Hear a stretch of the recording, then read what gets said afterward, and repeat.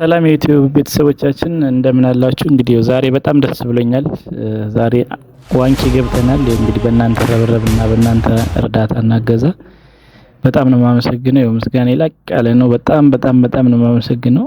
ድጋፋችሁ አይለየኝ። እንግዲህ ወደፊትም አብረን የምንሄድ ይሆናል።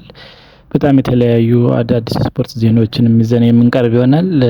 ከታማኝ ምንጮች ያገኘናቸውን እንዲሁም አንዳንድ ሪያክሽኖችን በጣም ኢንተርቴን የሚያደርጉ የተለያዩ ቪዲዮዎችን ወደ እናንተ ሸር የማደርግ ይሆናል።